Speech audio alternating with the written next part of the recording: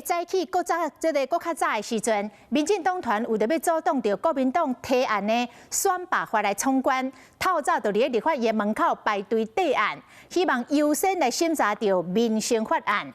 立委吴思瑶嘛呼吁着在野党，唔卖搁来舞政治性的法案。国民党团开会了后，嘛表示讲，袂强行来处理着选罢法。好多委员反映便当不好吃，所以我们今天中午有2份午餐，一个是便当，一个是麦当劳，12点会分发到各位手上。管理特殊，爱个关心大家胃口。立法院长韩国瑜专讲叫大家爱食中昼顿，议场内学了解特质。看卖啊菜色，除了有便当，也有马铃薯煎。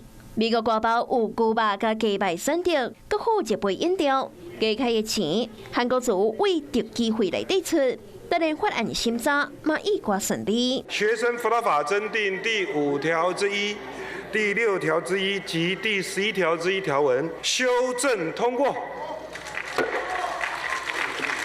韩的条约达成共识。伫顶礼拜立法院会红前调的学生辅导法，民进党团搁在提案冲关三读，为着量查上案，立委李坤城带业务出声，希望大声审议民生法案，嘛是要阻挡选罢法排入议程。顾教育、挺弱势、推体育，这是民进党今天的议程草案。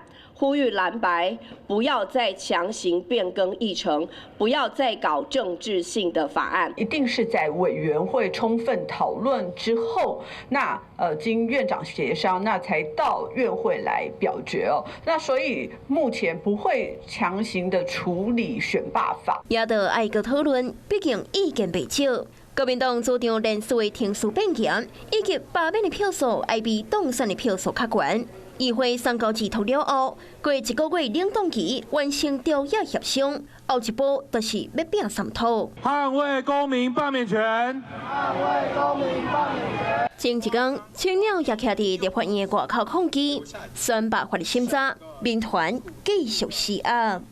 Hello， 我是张新文。想要抢先掌握最及时的新闻资讯吗？赶快订阅、按赞、开启小铃铛，锁定华视新闻 YouTube 频道。